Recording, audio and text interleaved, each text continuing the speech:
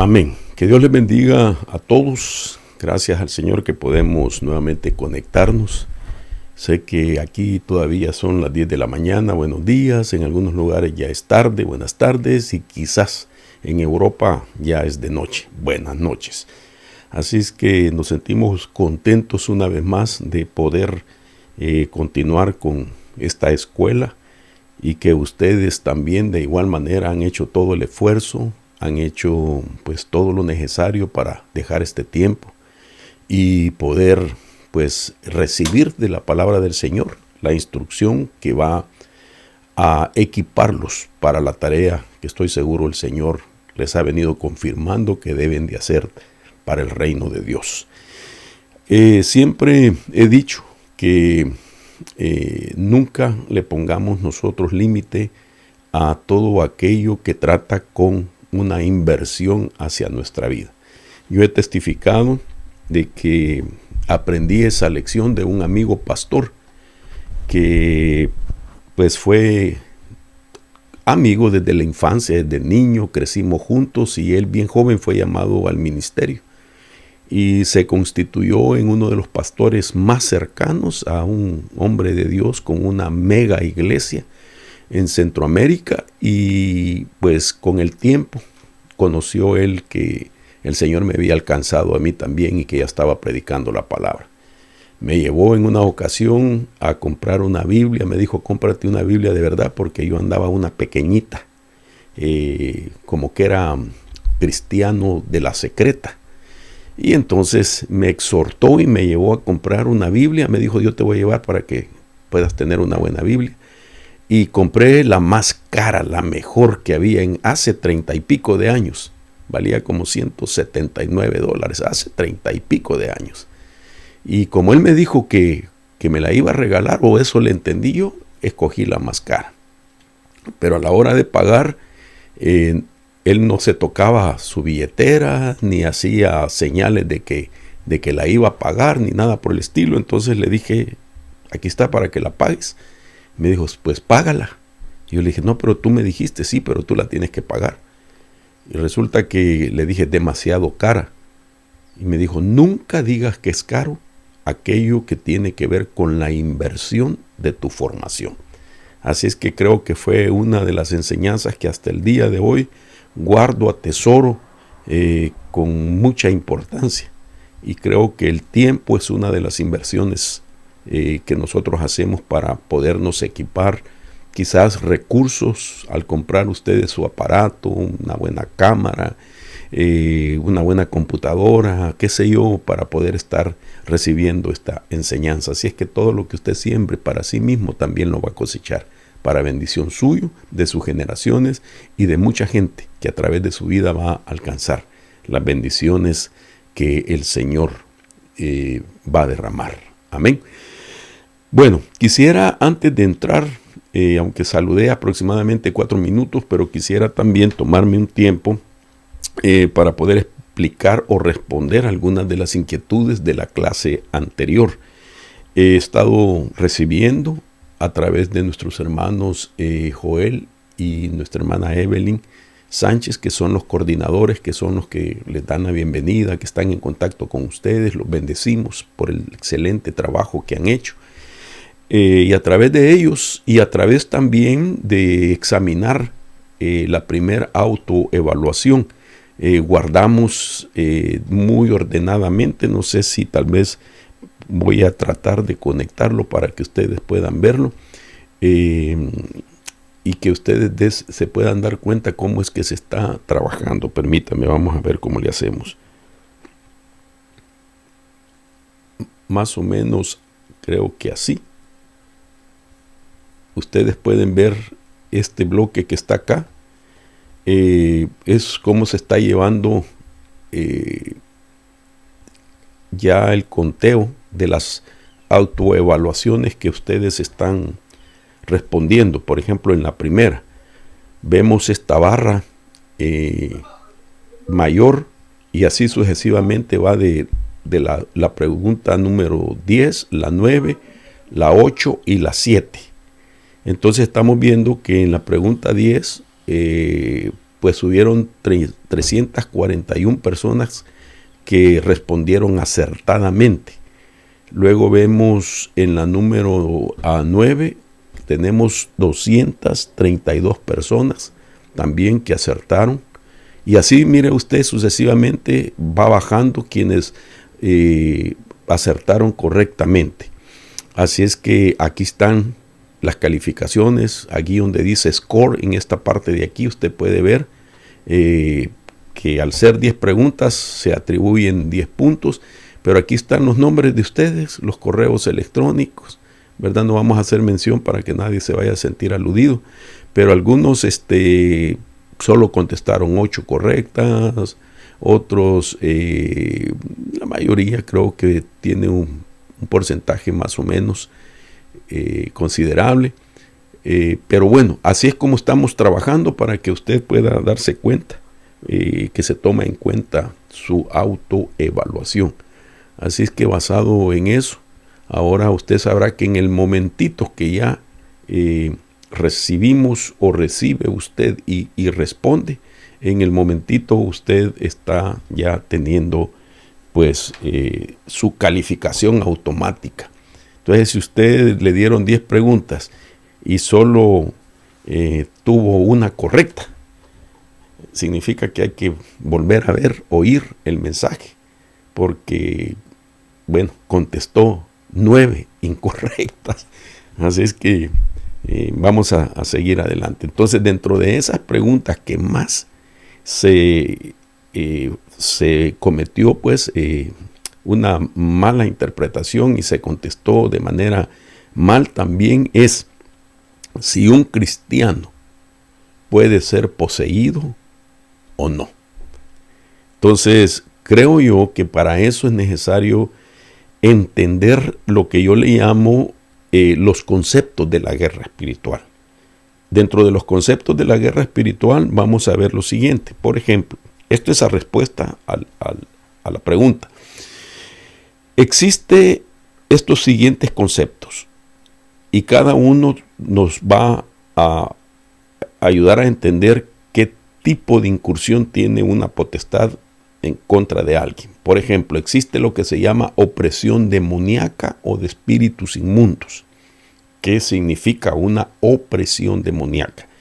Bueno, que la persona está sufriendo ataques desde afuera hacia adentro. Una opresión es la estrategia que utiliza un demonio o un espíritu inmundo para abrirse paso e ir buscando la forma como obtener el derecho para entrar y quedarse dentro de la persona. Entonces, una opresión es desde afuera hacia adentro. Luego viene la depresión demoníaca o de espíritus inmundos. Cuando hablo de depresión dentro de estos conceptos, no es la enfermedad mental. Eso es totalmente aparte. La depresión es un término psicológico, psiquiátrico. No es eso. Pero en terminología de guerra espiritual, la palabra depresión significa que ya entró y que ahora hay un control desde adentro hacia afuera, en su entorno, a sus bienes, posesiones, etc. Puede ser que sea por un tiempo corto, pero la intención es quedarse lo más que pueda. Si es por un tiempo corto que se da una depresión, entró y lo que hace es fracturar por dentro, dañar, herir por dentro a la persona y luego se va. Entonces aquella persona va a tener las mismas manifestaciones como que estuviera poseído o endemoniado o habitado por un espíritu. Sin embargo, solo entró y se fue, pero dejó una herida, un agujero, una grieta, una hendidura, un trauma. Estos son los que llegan solo a fracturar por dentro, a hacer el daño y se van. Luego viene el siguiente, que es una posesión demoníaca. Aquí nace la pregunta que hicieron. Una posesión demoníaca es un control completo del demonio en el espíritu, en el alma y en el cuerpo. Eso significa que el demonio tiene señorío, lo domina, lo controla. Pero esto solo ocurre con los irredentos, con los que no tienen a Cristo, con los que rechazan el Evangelio. Entonces, una posesión es para alguien que todavía no conoce al Señor Jesús o no ha querido darle su vida, no tiene el pacto de la sangre, lo rechaza. Es para el mundo inconverso, es un irredento. En el irredento se da la posesión demoníaca. Luego viene el endemoniado, que ese sí puede ser en un creyente. Sin embargo, solamente afecta a dos partes, el alma y el cuerpo, no así el espíritu. En el espíritu no puede. Entonces, al no tener un control completo, espíritu, alma y cuerpo, no, deja de ser posesión y se convierte solo en una persona endemoniada. Entonces, tal vez aquí para aclarar es, ¿podrá un cristiano ser endemoniado? Sí, sí puede ser endemoniado por muchas razones. Si cede derechos legales, si tiene una vida de impiedad, si después de que conoció al Señor, lo liberó, qué sé yo, vuelve a cometer el mismo pecado, entonces sí puede ser endemoniado, pero no poseído. Un cristiano no puede ser poseído, pero sí endemoniado. Y por último está lo que se llama satanización. La satanización es cuando Satanás como que le presta la voz a un individuo para que comunique un mensaje que quiere dar a entender. Por ejemplo, cuando Jesús anunció que se acercaba su muerte y que debía de ir a la cruz, dice la Biblia que Pedro le dijo que no fuera posible eso. Usted conoce ese texto, ¿verdad? Levante la mano si me estoy dando a entender, por favor. ¿Ok? Entonces le dijo, trató de persuadirlo a que no fuera a la cruz, pero dice la Biblia, y le dijo Pedro. Y dice la Escritura, y el Señor dijo, apártate de mí, Satanás. Entonces vemos que ahí hay una doble referencia. Fue Pedro el que le dijo que no fuera a la cruz, pero Jesús reprendió a Satanás. Pero Satanás no estaba dentro de él. No estaba Satanás dentro de Pedro, solo estaba usando su voz. Y eso sí es posible, porque Satanás no tiene una voz, no tiene palabras gramaticales, sino que suena como sonido, tiene frecuencias. Y para dar un mensaje, entonces necesita la voz de los individuos, porque es posible, asimismo como Dios utilizó la voz del profeta, del sacerdote Elí, para llamar a Samuel. Entonces, dentro de esa posibilidad que Dios lo hizo, como Satanás todo lo copia, también lo hace. Entonces, hay gente que puede hablar de parte de Satanás sin estar endemoniado, sin estar poseído, sin tener una depresión demoníaca. Solo utiliza su voz. Entonces, contesto esto para que ustedes puedan más o menos tener la idea de la diferencia entre una posesión y alguien que esté endemoniado.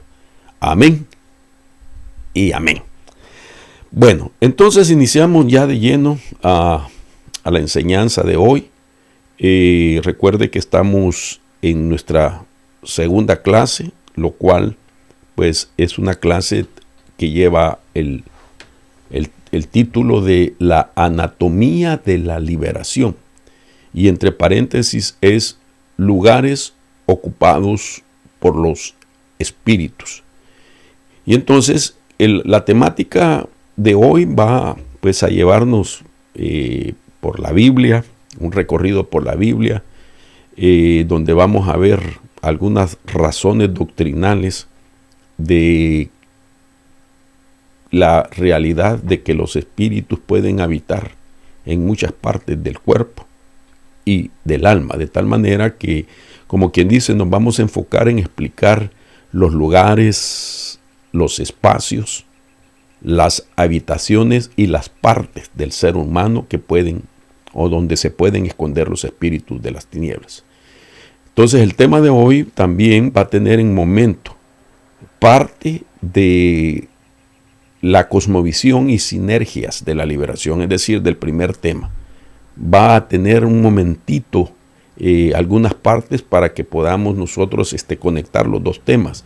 Sería como una continuación, pero muy resumida de lo que vimos en el tema anterior. Pero aquí nos vamos a enfocar más que todo en eso que le llamo la anatomía de la liberación. Entonces hay un pasaje que me llama mucho la atención donde se está hablando de una misma cosa, pero con doble referencia. Esto es posible. Cristo utilizaba ese sistema para dar una enseñanza. Era el sistema de la doble referencia para hablar una misma cosa. Y me refiero a lo que dice el Evangelio de Lucas en su capítulo 11, verso 24. Quiero que lo leamos, por favor. Dice: cuando el espíritu inmundo sale del hombre, note que está resaltada la palabra hombre en otro tono, pasa por lugares áridos buscando descanso, y al no hallarlo dice: volveré a mi casa.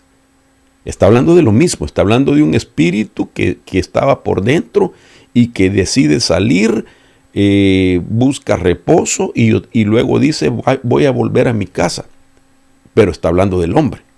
Es decir, que cuando habla del hombre y de la casa, está hablando de un mismo personaje. Entonces dice: de donde salí, y cuando llega la encuentra barrida, arreglada, entonces va y toma consigo otros 7 espíritus peores que él, y entrando moran ahí. Y el estado final de aquel hombre, entonces ya no dice casa, sino que vuelve a la primera mención del versículo 1, donde dijo hombre. Y el estado final de aquel hombre resulta peor que el primero. Entonces aquí podemos hablar de las dos cosas. Al referirse a un ser humano, debe de entenderse que vamos a prescindir de poner ejemplos desde la perspectiva de una anatomía. Pero cuando digo los lugares donde habitan los espíritus inmundos, entonces ahí se requiere estructura de una casa, pero está hablando de lo mismo. Entonces, como quien dice, un espíritu inmundo hace del hombre su casa. Un espíritu inmundo o un demonio hace del hombre, de los hombres, su casa, con habitaciones diversas como una casa. Ahora, este mismo pasaje, ya con sus respectivas, lenguaje griego, usted puede ver que la palabra hombre es antropos y se está refiriendo a humanos o humanidad. Luego dice: volveré a mi casa. La palabra casa en griego es oikos, que se traduce casa o templo. Esto es importante, templo también, para hablar de oikos en el Nuevo Testamento. Pero también la mentalidad griega explica, porque si usted utiliza un diccionario Strong, sus significados de palabras son muy cortas, muy simplistas hasta cierta manera, que hay necesidad de añadirle lo que es mentalidad griega. ¿Qué es un griego cuando habla de oikos? Entonces a mí me llama la atención esto porque podemos decir que en la mente de un griego lo que él está refiriéndose es que se refiere a volver a otro mismo miembro de la familia, también puede decir eso, que está bajo el mismo techo. O puede regresar ese espíritu inmundo a otro que tenga el mismo código genético. Entonces está hablando de que casa como un núcleo de familia que puede volver a un miembro u a otro. Esto yo lo he testificado, que incluso en el pasado se dio conmigo y lo tuve que aprender de esta manera, porque resulta que el Señor, cuando a mí me libera de todas mis adicciones, de mis ataduras, y de una más que todo, que fue la que prevalecía en el linaje de mi padre y de mi madre, porque sus ancestros tenían el mismo problema, y me refiero al alcoholismo. Resulta que cuando el Señor me libera a mí, el siguiente fue que ese espíritu entró a la vida de mi hermano. Mi hermano, que toda su parte de su vida había sido muy sobrio, no era un hijo estudioso, muy bien portado, deportista, no practicaba ni fumaba, nada, era muy sano. Pero después de que el Señor me libera, él casi a los 30 y pico de años comienza su triste historia de alcoholismo también, porque el espíritu aquel regresó, pero ya no entró en mí, sino que activó algo que estaba latente en él, que había llegado a través de la herencia de nuestros ancestros. Ahora, eso lo pongo como testimonio. Ahora, quisiera entonces ver cómo existe ese poder de la anatomía en los espíritus.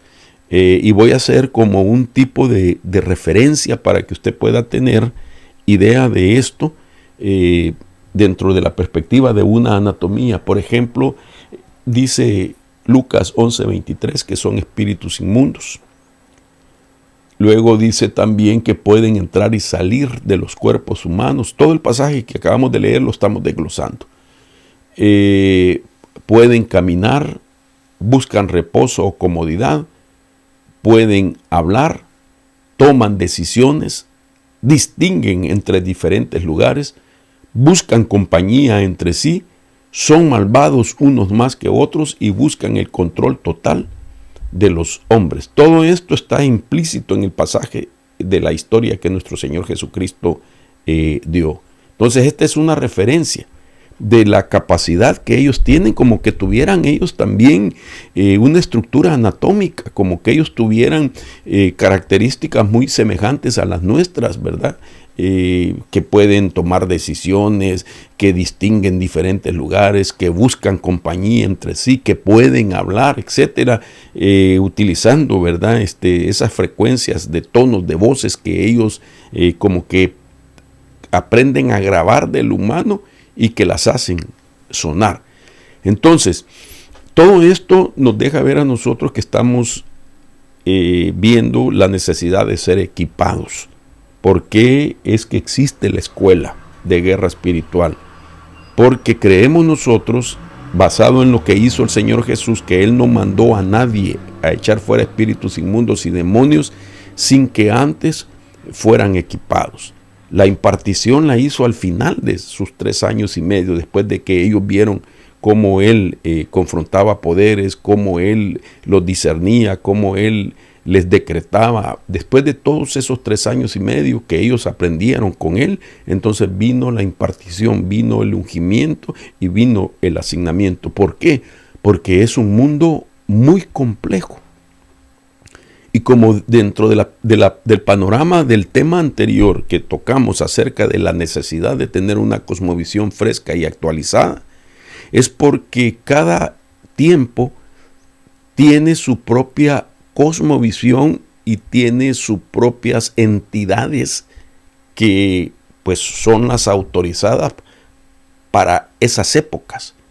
Entonces, en la medida que ese tiempo ha venido desarrollándose hasta el día de nosotros, han surgido, aún por las escrituras, lo podemos comprobar, de entidades que no se manifestaron en tiempos pasados, como que estaban reservadas para este tiempo final. Y así en el transcurso de todas esas cosmovisiones, y que es necesario estar conectado con esos conocimientos para poder ver ese incremento de males, esas estrategias más sofisticadas, esa complejidad que existe de operar o la operación del mundo de las tinieblas, y que sus artimañas pueden ser pues más complejas, más sofisticadas, que se deben de discernir por don del Espíritu, en el discernimiento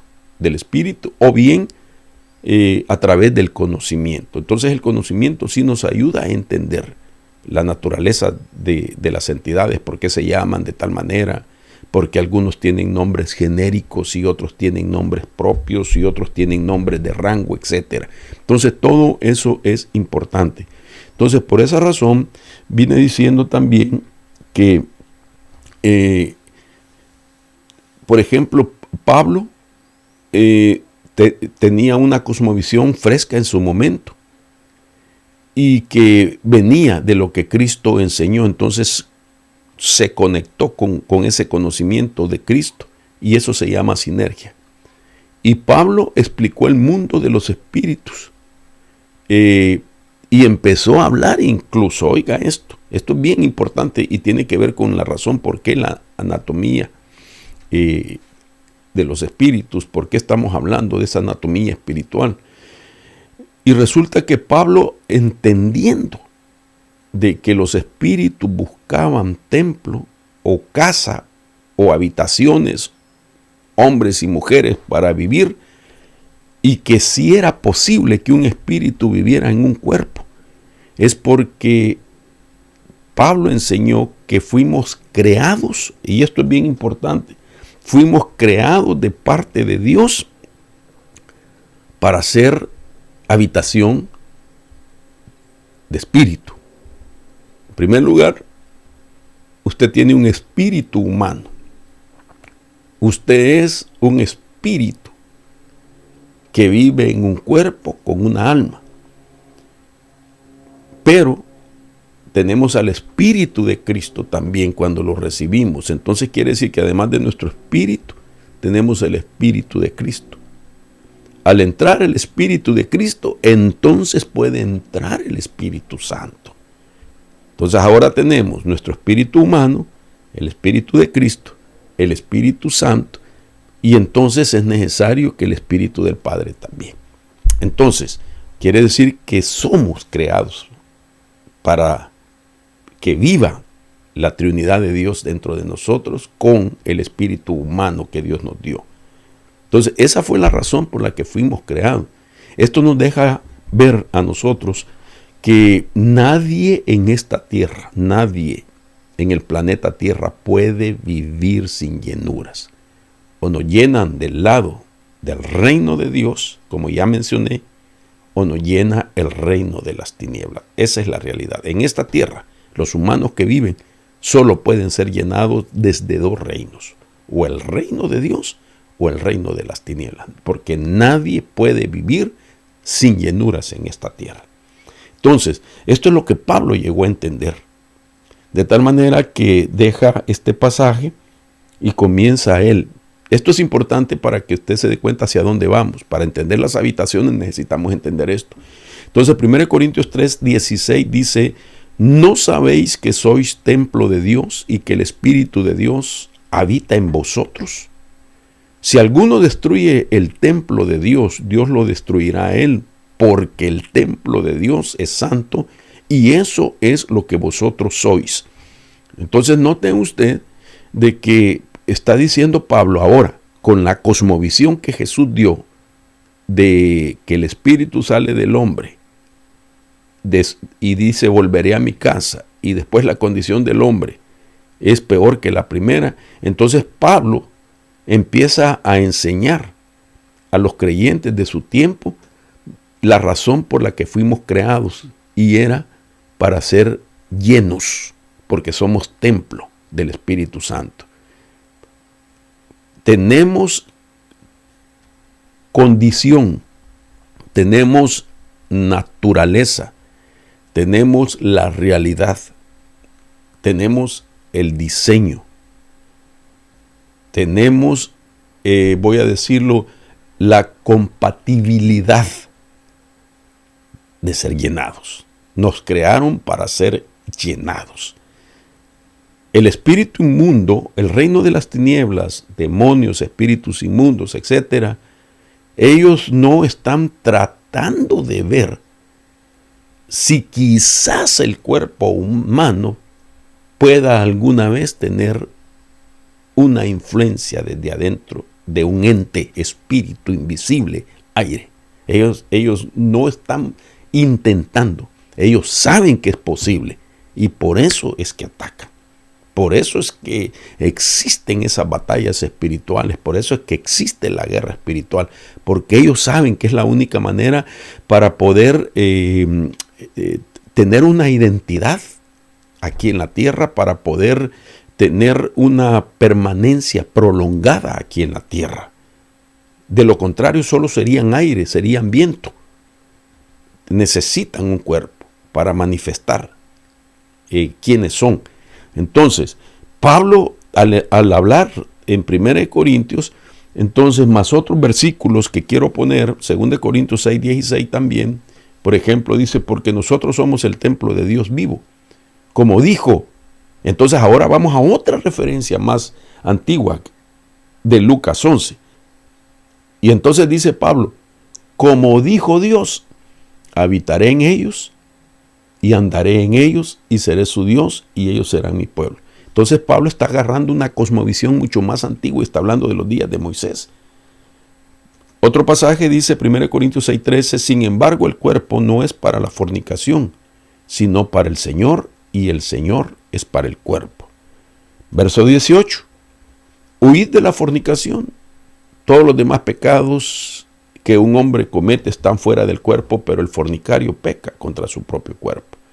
Y entonces la palabra que enfatiza tanto Pablo está hablando de la fornicación, pecado del cuerpo, que implica problemas sexuales, dando a entender que una actividad sexual entre un hombre o una mujer de manera ilícita es como pactar y darle permiso a una entidad que se va a manifestar con lujuria, con lascivia, con concupiscencia, con homosexualismo, con lesbianismo, con bestialismo, es decir, afectado con perversión, ¿ok? Entonces, la relación ilícita sexual que se llama aquí, el término de ese derecho que se cede, se llama fornicación. Pero nosotros en la iglesia cristiana hemos hecho una distinción entre adulterio y fornicación y decimos que el fornicario es el que no está casado y tiene una relación ilícita con alguien que no está casado, y el adulterio es alguien que, pues estando casado, comete una relación ilícita. Ok, pero el asunto es que la palabra fornicación es el término del principio que abarca adulterio, abarca lascivia, abarca concupiscencia, abarca bestialismo, abarca homosexualismo, abarca lesbianismo. Entonces, por eso es que se entiende que es pecar con el cuerpo. Y entonces Pablo resalta mucho esto de tal manera que lo menciona 26 veces solo en Corintios, dando a entender este es el principio, donde a través del contacto, con todo respeto mis hermanos, con todo respeto voy a decir esto, a través del contacto de los órganos de reproducción del hombre y de la mujer,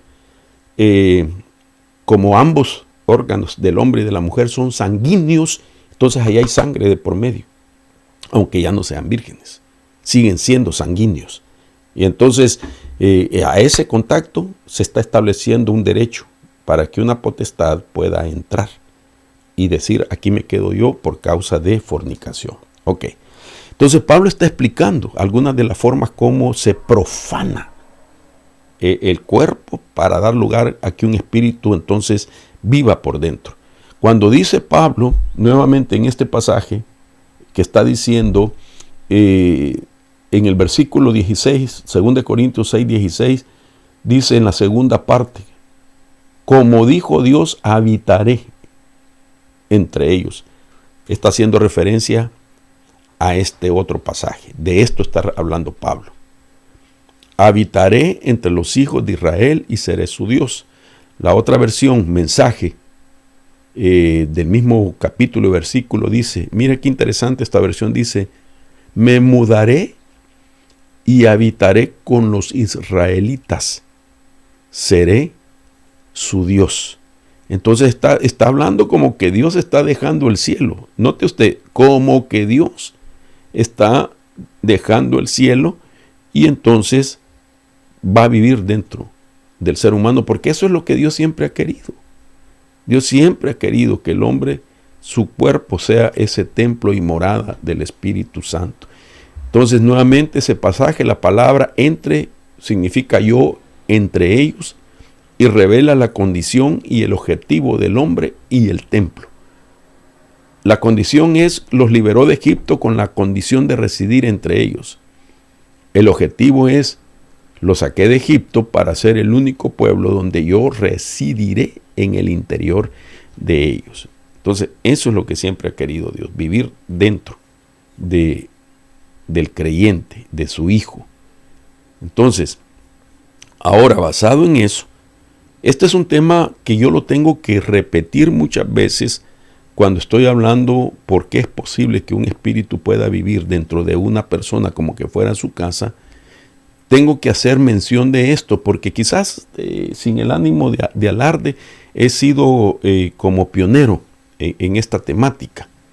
He sido pionero de tal manera de que puedo decir y repetirlo las veces que el Señor me lo permita, y es que para dar a entender acerca de que nosotros fuimos creados para ser templo, tengo que poner entonces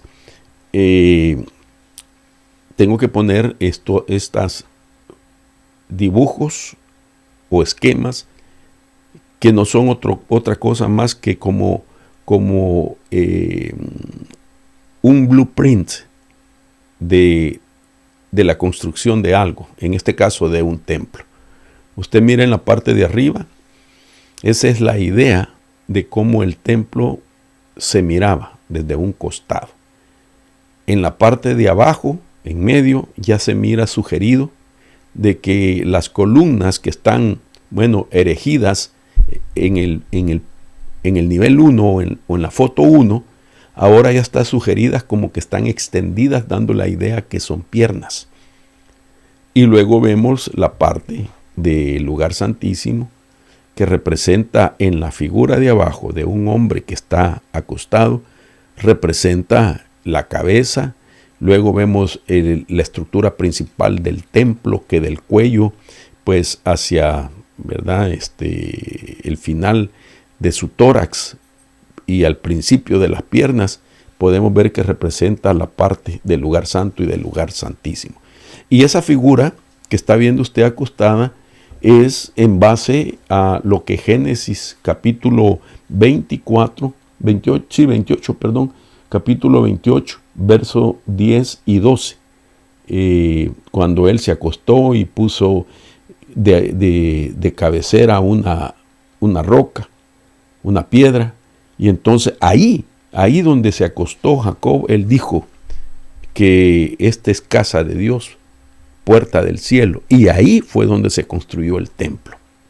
Ok, entonces con esto estoy dando a entender que el cuerpo humano tiene el diseño, o mejor dicho, el templo que levantó Salomón tiene el diseño del cuerpo humano, porque Dios creó al ser humano para que fuera lleno de su presencia, de su gloria, de su poder, del Padre, del Hijo y del Espíritu Santo, además de tener su espíritu propio humano. Y ahora la referencia la vemos ya desde este punto de vista. Aquí usted mira a su izquierda, digámoslo así, desde un dron le tomamos foto para que se vea desde arriba el templo al lado izquierdo, pero al lado derecho está sugerido el templo, y no cabe duda de que es exactamente la figura de un hombre. Esto es importante, permítame, déjeme hacer una pausa de un segundo.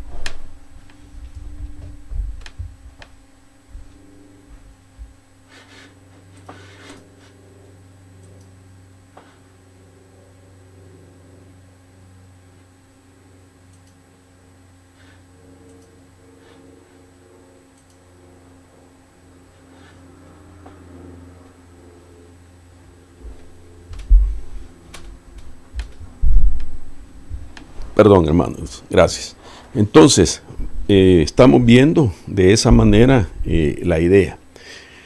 Ahora, si a esto le añado la siguiente pregunta, y es, ¿hemos preguntado alguna vez nosotros en dónde se esconden o habitan los espíritus inmundos o demonios de una persona? ¿Nos hemos preguntado? Claro que sí. Y a raíz de eso es que pues, se ha elaborado este estudio. Por ejemplo, preguntarnos acerca de los 7 demonios que habían en María de Magdala, donde vivían. También la legión en el Gadareno, donde vivía. El espíritu de tormento y de paranoia que estaba en Saúl, y el espíritu de enfermedad en la mujer encorvada, etc. Entonces estamos viendo, ¿verdad?, todas esas ejemplos que tenemos bíblicos de que los espíritus pueden utilizar el cuerpo para su propia habitación. Ahora Jesús, cuando vino en sus días y le tocó viajar a la tierra de los Gadarenos, dice este pasaje de Marcos 5:8, porque Jesús le decía: sal del hombre, espíritu inmundo. Verso 9, ¿cómo te llamas? Y le preguntó: Jesús. ¿Cómo te llamas? Le preguntó Jesús. Me llamo Legión, respondió, porque somos muchos. 6,826 espíritus, basado en el número de la legión que correspondía en el tiempo del gobernante que estaba presente en el tiempo de Jesús. Cada gobernante, según la época, él podía poner la cantidad de hombres que iban a contener una legión, pero en los días de Jesús eran de 6,826 hombres armados. Esa es una legión, porque la legión es un rango militar del ejército romano. Entonces, mire qué interesante, a mí me llama la atención esto, porque entonces el espíritu inmundo le está diciendo: somos 6,826 espíritus que vivimos dentro de él. Entonces, esto es impresionante, porque ¿cómo nosotros podríamos entender eso si no lo comprendemos desde esa perspectiva de que somos un templo con muchas habitaciones y que de la parte anatómica tenemos tantos órganos en el cuerpo?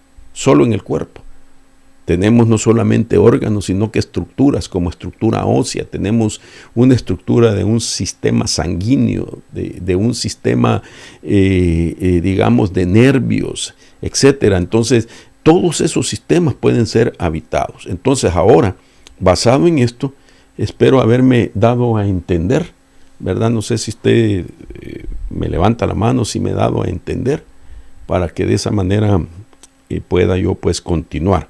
Entonces, hoy la otra parte a la que vamos es la anatomía de la liberación. Esto sería la parte que nos corresponde.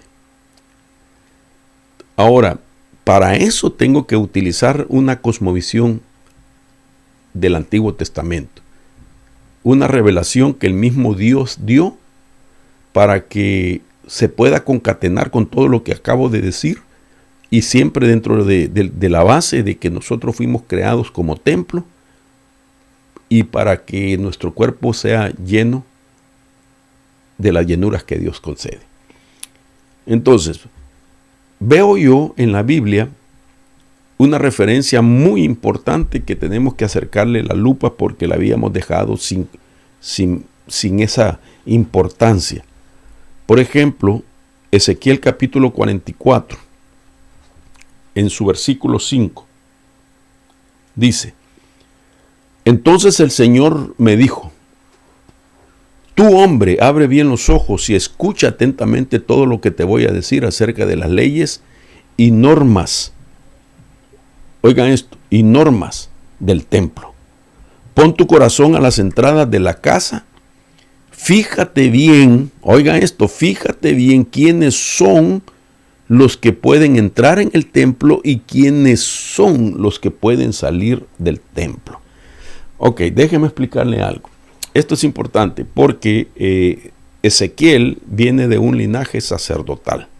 Ezequiel viene del linaje del orden sacerdotal Sadoc, de la orden de sacerdotes Sadoc. Él fue engendrado por sacerdotes, él había sido instruido como sacerdote, pero llega el momento que Dios lo llama para ser profeta. Lo desarrolla como profeta y ahora lo usa para esta explicación. Como era muy conocido y entendido en la liturgia del templo, conocía todo desde un principio.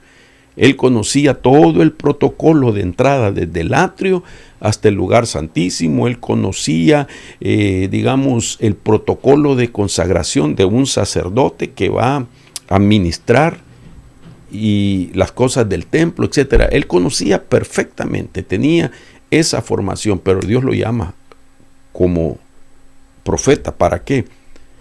Para que él entonces pudiera decretar, reprender y hablar con autoridad y aún corregir e instruir cuál es realmente la condición del templo que le agrada a Dios. Digámoslo, la condición del hombre que le agrada a Dios.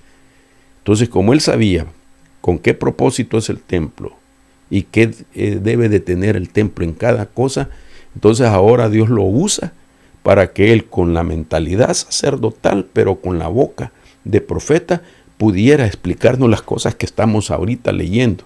Entonces le dice el Señor, le dice a Ezequiel, pon tu corazón, presta atención a las entradas de la casa.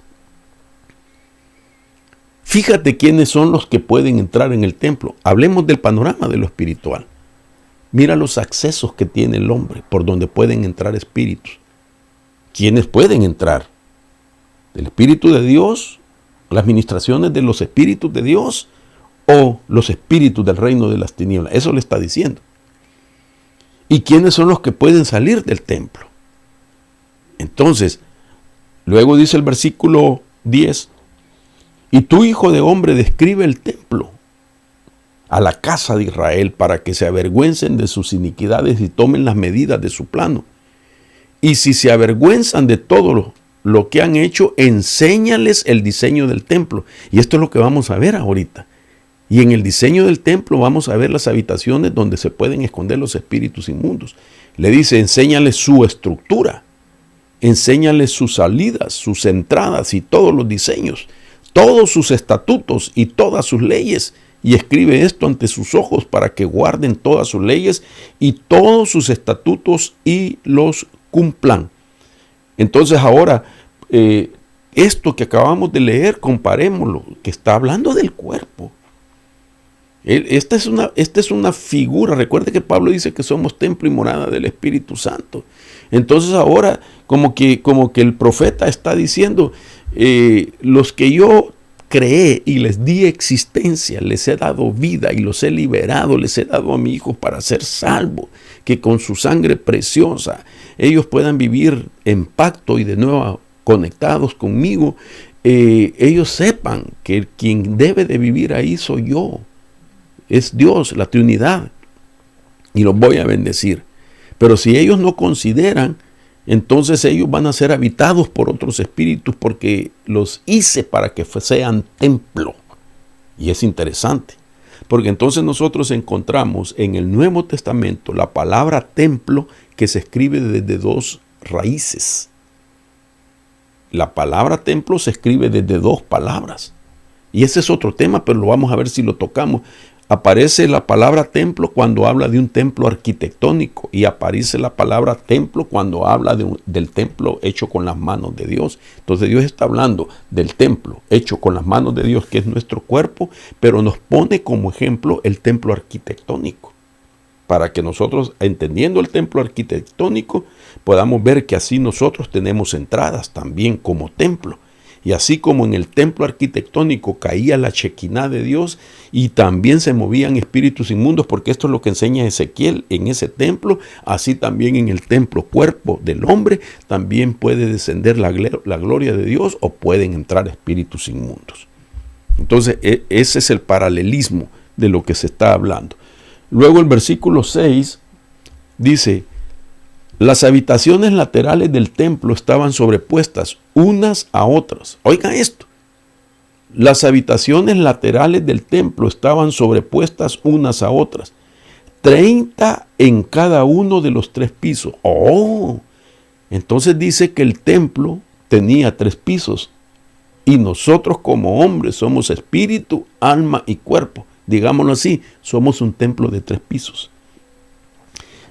Las vigas de esas habitaciones laterales se apoyaban sobre cornisas exteriores y sobresalían del muro del templo.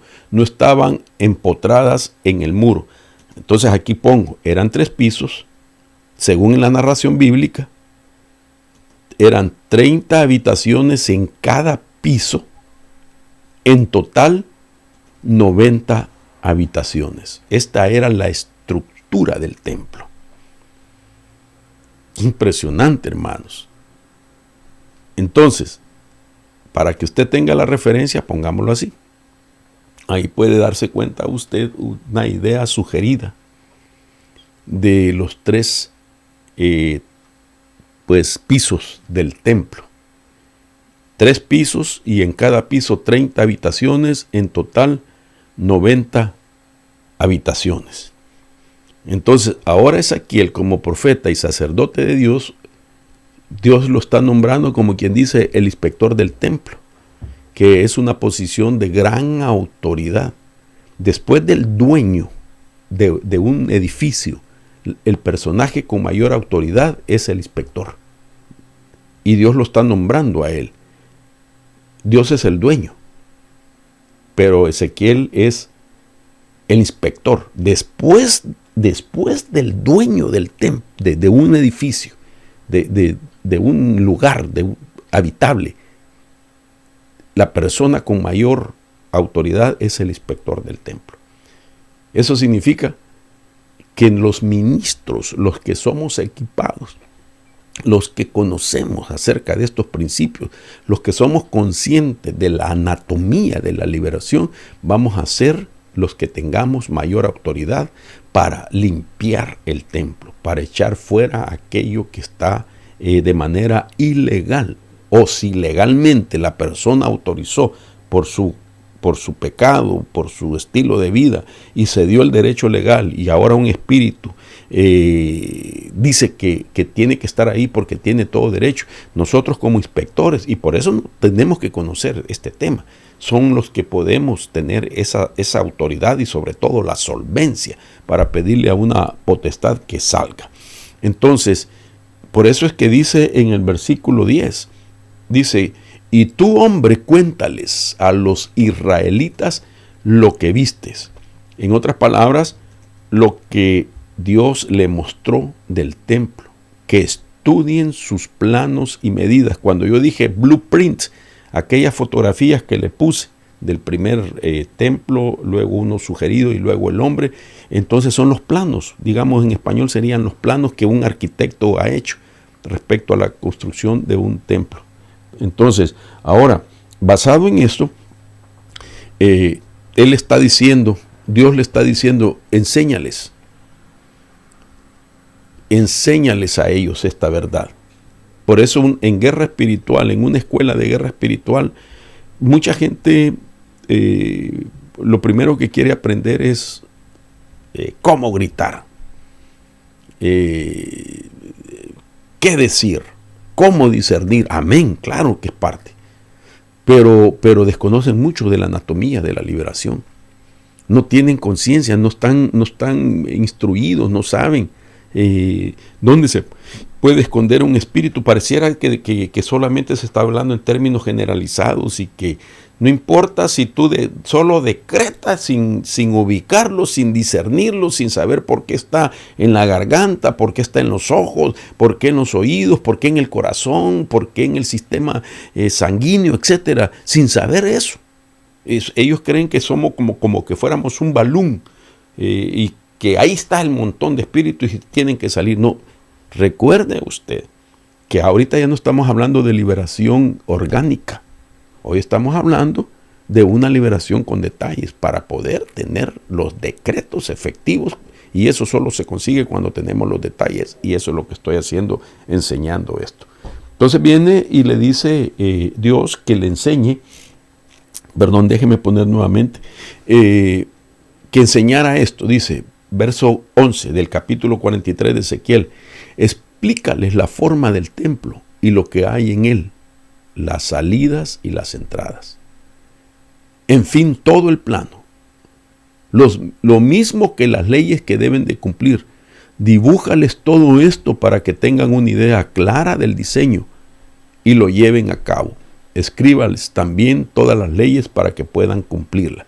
Note usted que qué interesante que el Señor le dice que le hable a Israel y que le diga, si alguien, viéndolo así, estamos tomando la figura del templo, de sus entradas y salidas, pero estamos viendo a un cuerpo humano, a una persona que está afectada por un espíritu inmundo, por una potestad.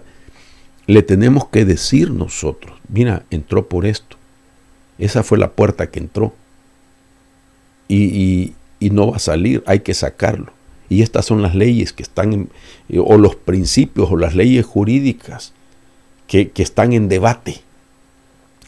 El espíritu inmundo dice, no se va porque argumenta el derecho que cediste.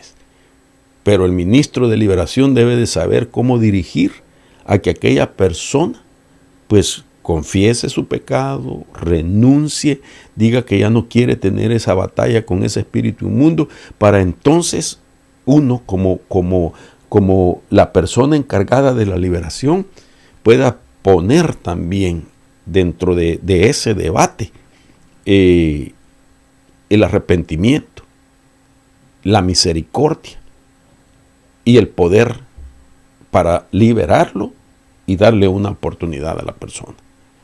Entonces, en el pasaje número 8 de Ezequiel, el profeta hizo 3 cosas que sirven como modelo para profundizar la liberación. Entonces, una de las primeras cosas dice el verso 7.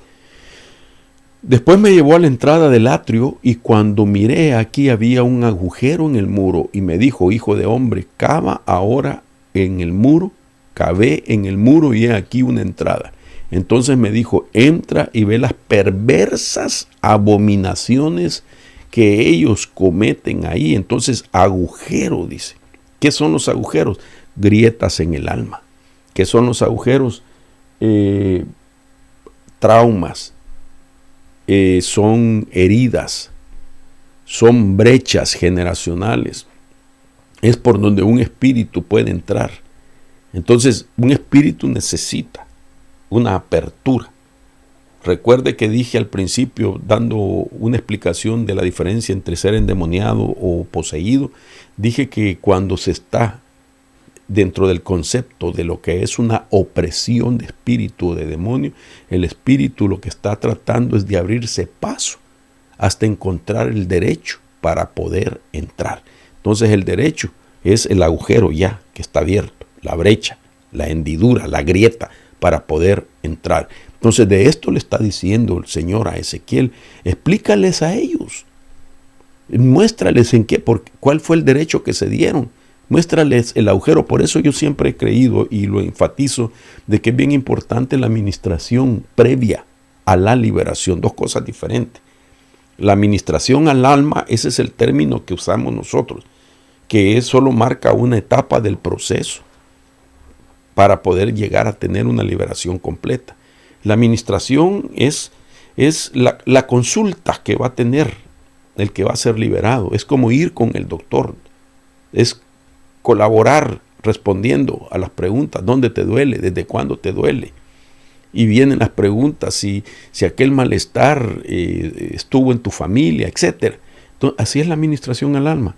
La administración al alma nos ayuda a entender qué hizo la persona para abrir un agujero en su vida y que ahora esté un espíritu inmundo. Y después de que la persona nos ha contado lo que le han hecho, lo que hizo, lo que no sabía, que no tenía que hacer, el engaño que sufrió, el abuso que sufrió, la venganza que cometió, todos esos detalles tienen que salir en la faceta de la liberación. Y después viene el pedir perdón cuando es parte de lo que hizo aquella persona, sabiendo que era malo. Pedir perdón a Dios para quitar los derechos y entonces ordenarle al espíritu inmundo que se tiene que ir porque ya confesó. Porque la ecuación de la misericordia es el que confiesa y se aparta alcanza misericordia. Esa es la ecuación de la misericordia. El que confiesa y se aparta alcanza misericordia. Pero mucha gente solo se apartó, pero no lo confesó, de tal manera que el derecho está vigente. Porque en el mundo espiritual se rige a través de los derechos espirituales. No hay nadie que pueda echar un espíritu inmundo fuera si primero no se procesan las documentaciones en los tribunales celestiales, donde Satanás tiene acceso para presentar actas, documentos que tiene en contra de una persona. Y ahí es donde uno, a través de la renuncia, a través de que la persona ha pedido perdón a Dios o que perdonó a la gente que le hizo daño, es que se pueden anular las documentaciones y arrebatarle el derecho legal que tiene Satanás, y a la orden de reprensión de abandonar ese cuerpo se va, porque ya no existe un derecho que sostenga para que se quede haciendo el daño. Bueno, creo que pues hemos avanzado aproximadamente quizás unas 50, 55 minutos. Y la siguiente faceta sería entonces ir de lleno a las habitaciones, las entradas y las salidas en la liberación. Voy a tratar la manera de avanzar lo más que pueda y dejar un tiempecito para preguntas. Entonces, veamos lo que trato de decir cuando estoy hablando de habitaciones, entradas y salidas en la liberación. Entonces, por ejemplo, en el reino de las tinieblas no existe un espíritu o demonio que haga de todo. Esto es bien importante. No existe. Tengo que utilizar estos ejemplos con todo respeto, ¿verdad? En la última parte que voy a decir, con todo respeto, para darme a entender, quiero decir esto.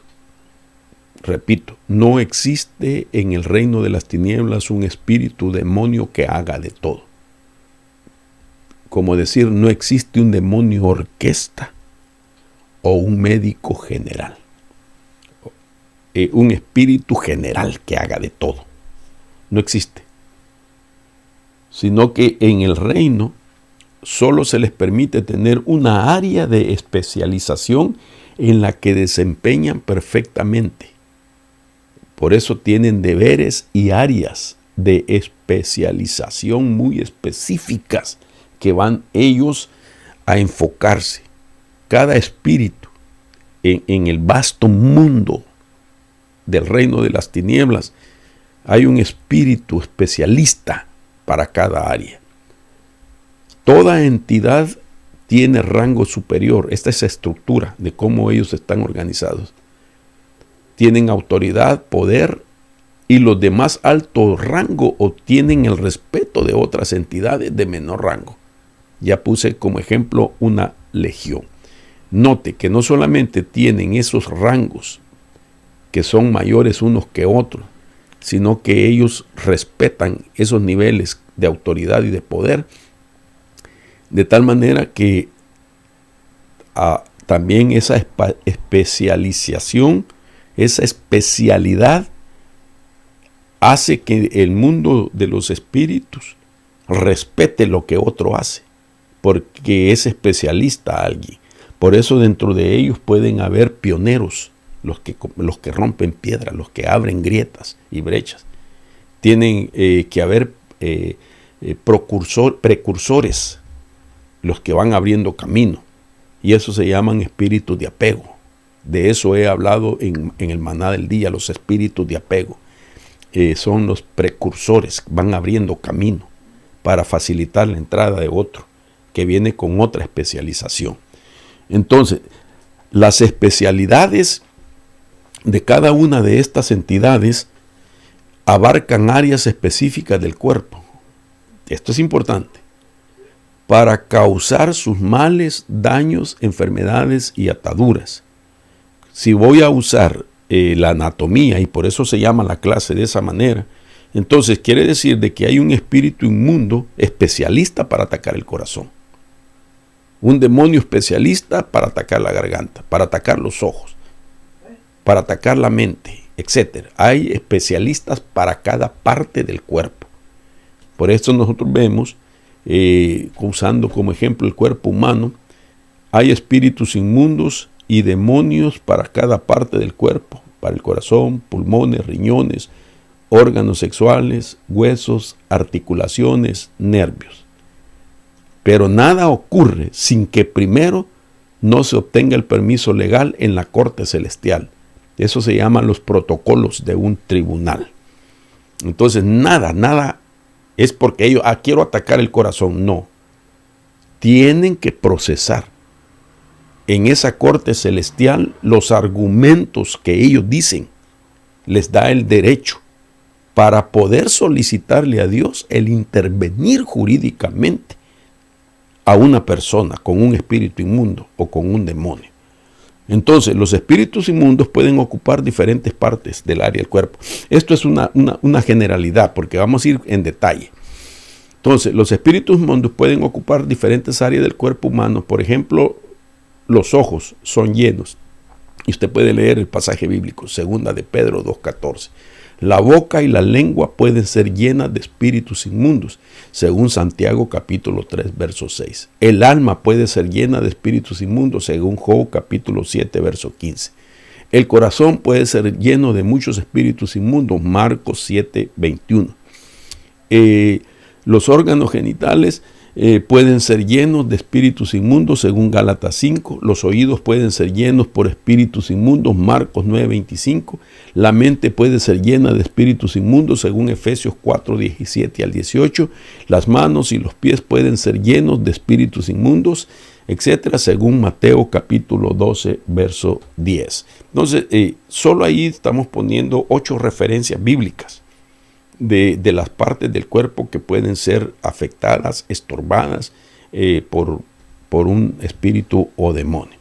Pero imagínense, según el libro de Ezequiel, en la enseñanza que ese libro nos deja, dice que el templo que levantó Salomón, que es el plano arquitectónico de el templo hecho por Dios, el templo espiritual, entonces, que tiene las mismas características, 3 pisos y 90 habitaciones, ser integral espiritual mi cuerpo, le voy a decir esto, con 90 entonces lugares que pueden ser habitados por un espíritu inmundo.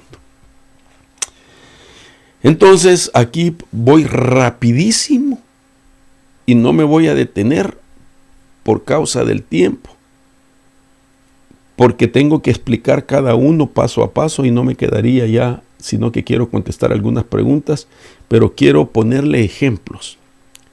90 habitaciones donde pueden vivir espíritus. Entonces veamos algunos ejemplos donde pueden vivir, rapidito. En la boca, ahí están sus referencias bíblicas. No me voy a tardar en explicar cómo y de qué manera y qué hacen. Boca, Proverbios 18, 21, los labios, Romanos 3, 13, los ojos, 2 de Pedro 2, 14, los oídos, Proverbios 135, 117, la nariz, 2 de Reyes 4, 35, las células, tenemos cantidad de células, el final del tubo digestivo, Mateo 15, 17, la piel a través de la lepra, Levítico 13, la lengua, Santiago 3, 6, los huesos, Salmo 38, 3, la espalda, ejemplo, la mujer encorvada, los pies, Proverbios 1:16, los dedos, Proverbios 6, 12 al 13, el rostro, Génesis 4, 6, el sistema nervioso, la sangre, el ADN, hay muchas referencias bíblicas que hablan de la iniquidad, los químicos del cerebro, la dopamina, atacada por la pornografía, la epinefrina, la norepinefrina. Solo ahí estamos viendo aproximadamente 1, 2, 3, 4, 5, 10, 15, 20 en ese esquema. Veamos otros. Aquí hay otros 20.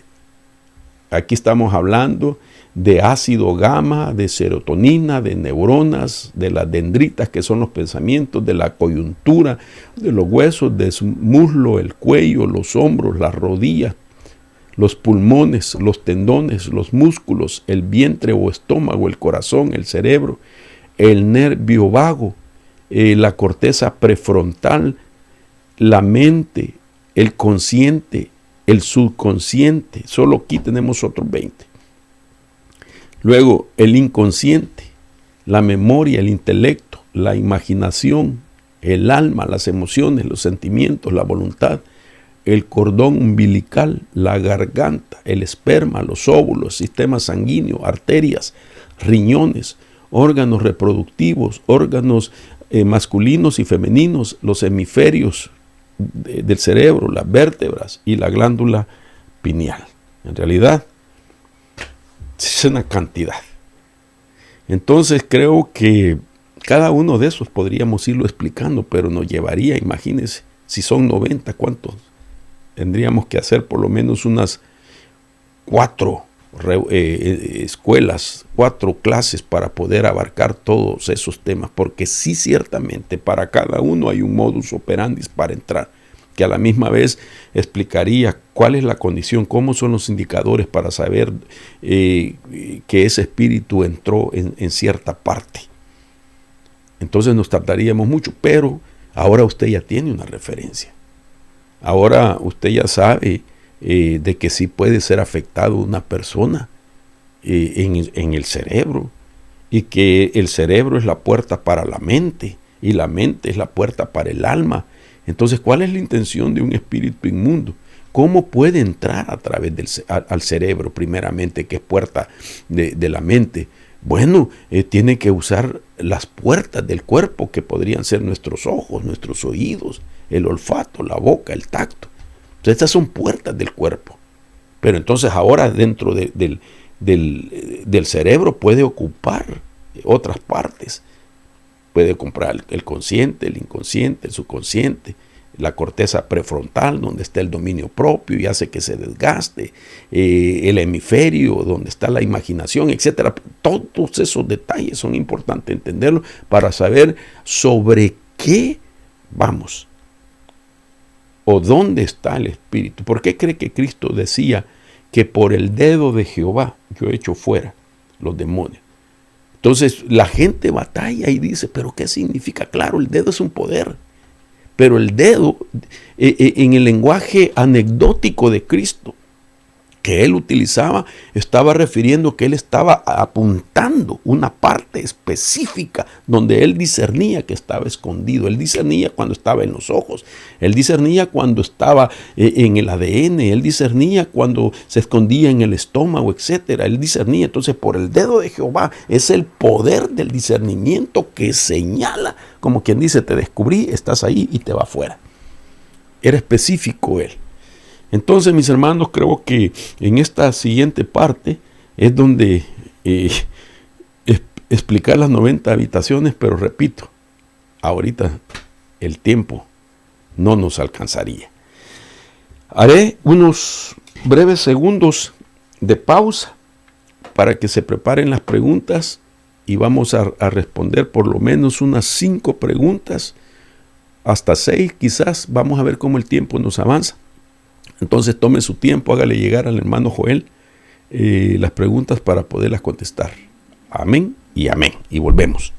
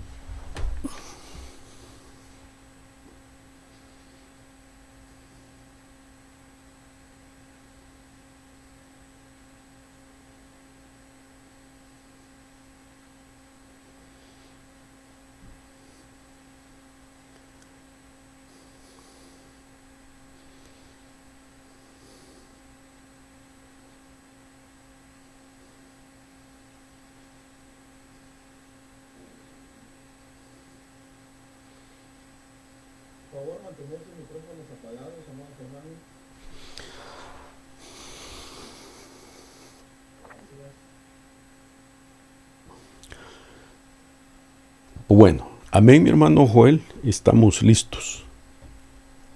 Si hay alguna pregunta que le han hecho llegar, la puede leer.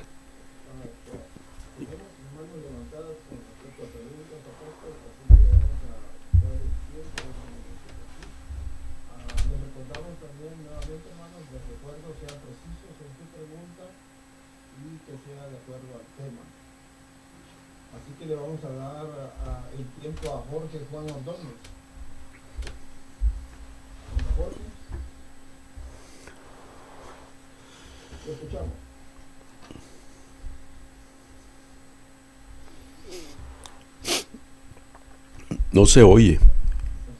Y si no, que te la manden escrita para que, pues...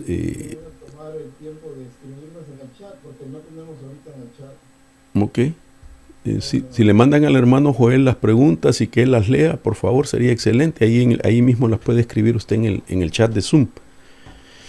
No sé si ya se escuché. Hoy sí. Sí, ok. Apóstol, bendiciones. Para ser conciso, ¿sería el Nuevo Testamento a partir específicamente de las cartas paulinas del perito arquitecto un dictamen jurídico del cumplimiento de la normatividad de la estructura del templo que nosotros hemos ido edificando? Bueno, como lo he venido enseñando, es que Pablo trabajaba a través de sinergias, de cosmovisiones.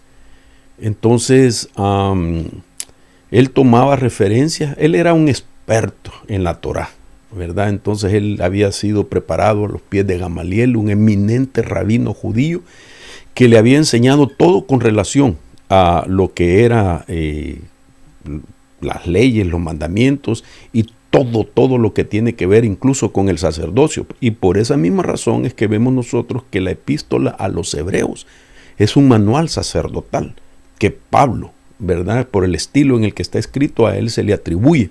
Entonces Pablo era muy conocido en esa materia, de tal manera que cuando estamos viendo ese templo de Ezequiel, él está tomando también referencia incluso antes, cuando era solamente un tabernáculo y ahora un templo, y entonces él dice, nosotros somos templo y morada del Espíritu Santo.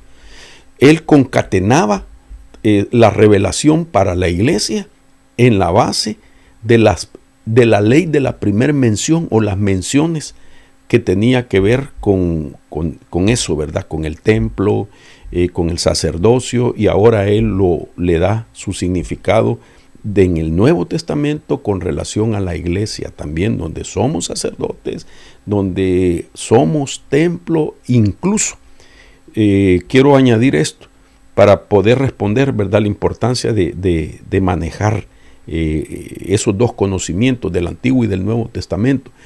Me llama la atención de dónde el apóstol Pablo enseñó el hablar en lenguas. Ningún otro escritor de los evangelios habla de que se nos instruyera a hablar en lenguas. Solo Pablo. Y vuelvo a la carga, como él era muy, pero muy entendido en la Torá, por ser él también un rabino, entonces se sabe que el sumo sacerdote una vez al año hablaba lenguas cuando entraba al lugar santísimo. Y eso lo toma Pablo y de ahí lo enseña. Entonces lo que tenemos que ver es ver esas referencias, esas primeras menciones y tomar en consideración las dos ramas que nos llegan a nosotros como revelación.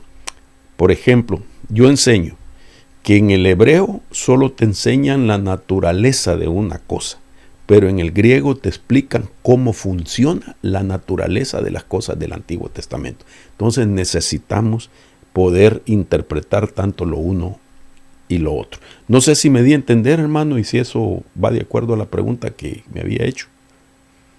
Sí, apóstol, tal vez un poquito más específica la pregunta. El perito hace un análisis de lo ya estructurado.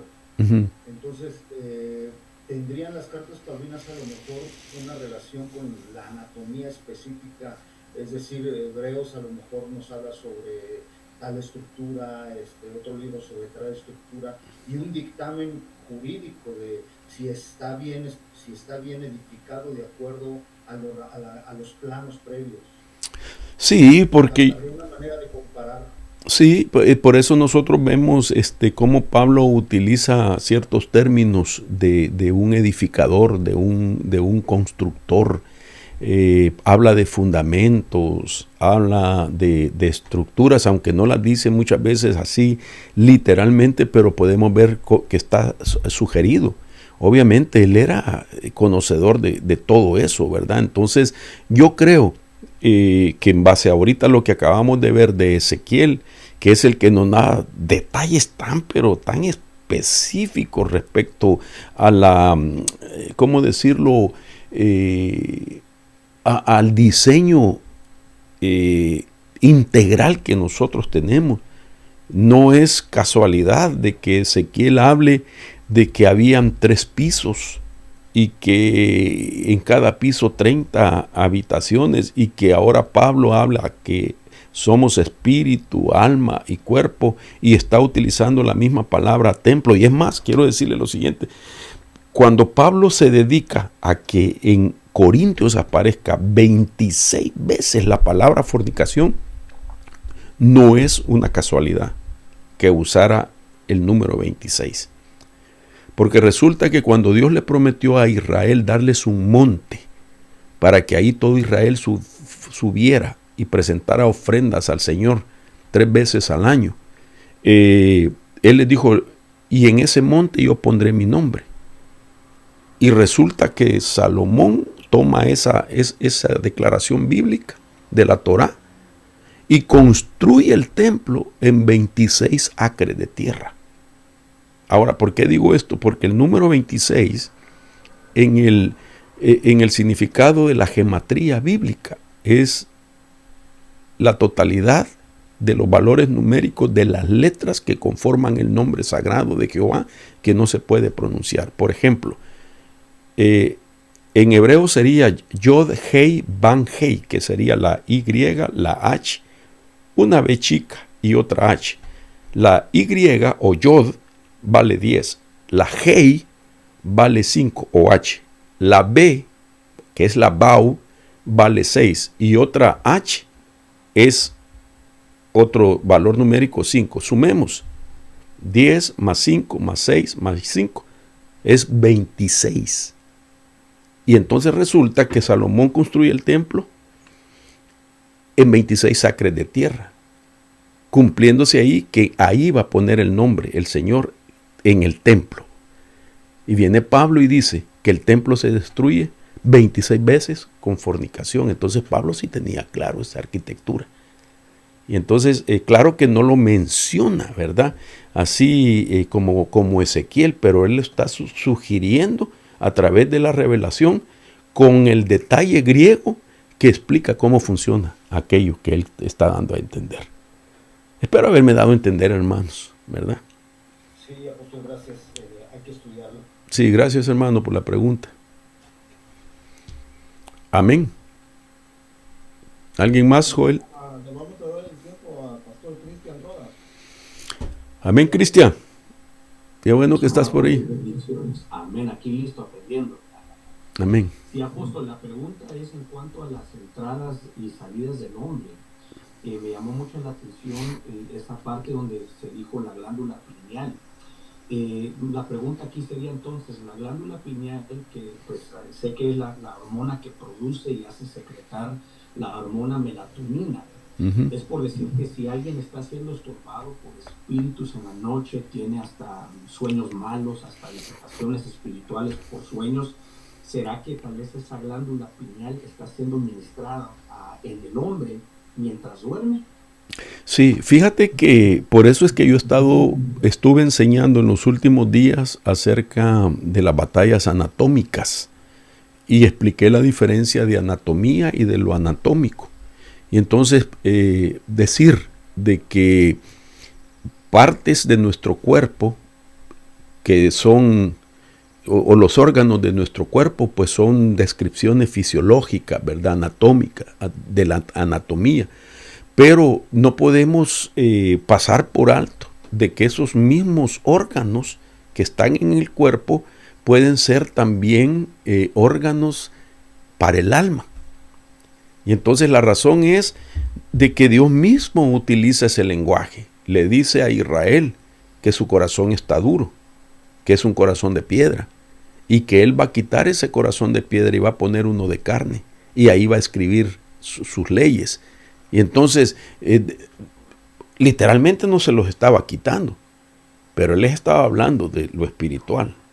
Y no que se esté espiritualizando un tema, sino que lo que se está diciendo, que hay órganos, esto va con base a tu pregunta, que hay órganos que en nuestra fisiología se identifican con ciertos nombres y sus funciones que tiene que ver de alguna manera también con los órganos espirituales del alma. Si quiero poner otra referencia, vamos al pasaje donde muere el rico y muere Lázaro, y los dos están en el inframundo, con la diferencia que uno está en el seno de Abraham y el otro está en el Hades.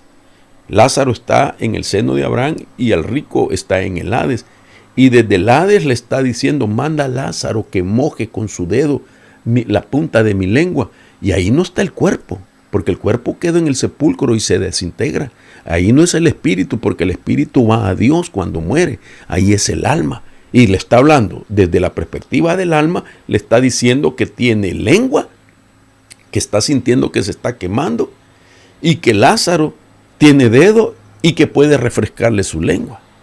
Entonces aquí estamos viendo esos órganos anatómicos. Ahora, la glándula pineal, es interesante saber que los brujos, el ocultismo, la utilizan como un conocimiento superior. Por eso incluso en nuestra anatómicamente en el cuerpo, la glándula pineal se encuentra arriba de la vértebra 33. Entonces, ese es un grado en las sectas como los masones. Los masones tienen grados y el último grado es el 33, y sobre la vértebra 33 está la glándula pineal, y ellos dicen que en ese momento se les autoriza a ellos para que se les despierte, porque esa glándula tenía una función espiritual, que era la que tenía activa Adán, que podía ver el mundo espiritual, podía oír el mundo espiritual, pero cuando él peca, entonces Dios se la apaga, y a partir de ahí queda apagada espiritualmente para todos, porque si estuviera abierta nosotros vemos el movimiento de entidades en el ambiente. Obviamente los brujos sí la pueden activar, la pueden despertar a través de brebajes alucinógenos y a través de movimientos bruscos y frenéticos en su cuello que activan la glándula pineal y pueden ver cosas que nosotros no lo vemos con los ojos naturales. Entonces hay gente que puede ser atacada ahí, donde el enemigo está lanzando dardos y está tocando esa parte para que la gente vea pesadillas, vea demonios, vea y tenga experiencias tan impresionantes, ¿verdad? Que sufre la gente, donde lucha y tiene hasta heridas en el cuerpo el día siguiente, y tiene que ver con la glándula pineal. Muy buena la pregunta, Cris. Te contesté, ¿verdad? ¿O te dejé peor? Oh, me dejó picado. Te dejé peor. Bueno, lo que pasa es que el pastor Cris es médico, y entonces él tiene una carrera en medicina, entonces por eso hace esas preguntas. Pero ya te contesté. Amén. Amén, amén.